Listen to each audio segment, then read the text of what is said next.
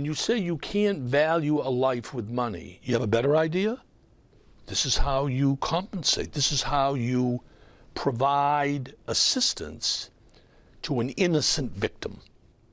The stockbroker who gets hit by an automobile right here in Washington his family will get more money than the waiter or the busboy who gets struck. Calm down, talk to me. Time and again, dispute resolution expert Kenneth Feinberg is called in when a catastrophe has claimed many victims and lots of compensation money is at stake. Calculating the value of a life, it might be one of the most unenviable tasks in the world. Feinberg's most high-profile case so far involves the 9/11 terrorist attacks, which killed nearly 3,000 people in 2001.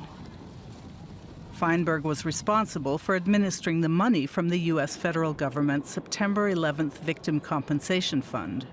But who was to get it, and how much? How do you calculate what a life is worth?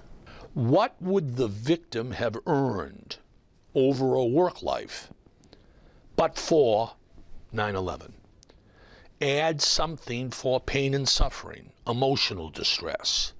There's the award. What you need is a calculating machine, not a law degree. Sounds pretty cold. Isn't that system completely unfair? I agree that it's unfair, but everything about these funds is unfair. What's fair about telling somebody, well, you lost your sister, we'll give you $3 million because we've calculated your sister's life earnings?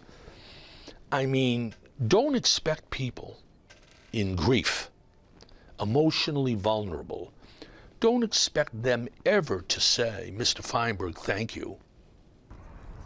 As compensation fund administrator, Kenneth Feinberg had sole discretion to decide who was eligible and how much they'd receive. It was a lot of power in the hands of one man. In Germany, bereaved families all get the same amount. After the Boston Marathon bombing, he was in charge of administering about $80 million.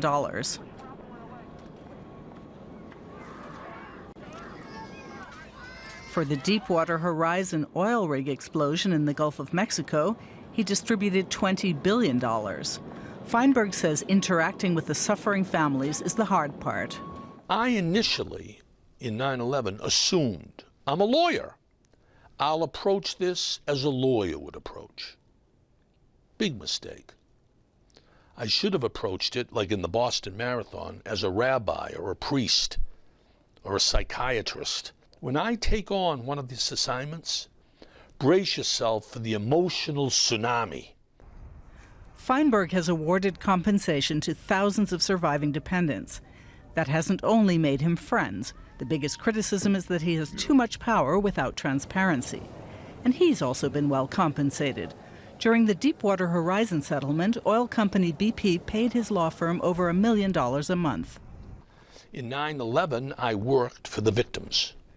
Congress passed a law, and I was working to help the victims, and I did that pro bono. Patriotic, you couldn't get paid for that. In BP, there was a dispute. I was paid. A lot of people complained that even though I was independent, I was really in the back pocket of BP. The way you overcome that is by getting very generous money out the door as soon as you can. Kenneth Feinberg's work is far more than a job. It's become a calling. If the President of the United States calls and says, Ken, you know how to do this. We need you. What are you going to tell him? I'm busy. Can't do it. Not comfortable. You're a citizen. You want to give back to the country. You do it.